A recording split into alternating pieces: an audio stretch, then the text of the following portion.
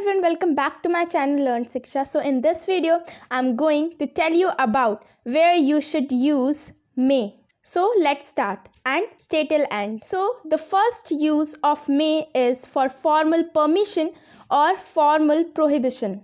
May I take your pen?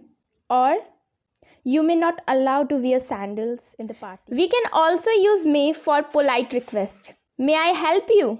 We can also use may in those situations where there is possibility of 50%. For an example, it may rain today.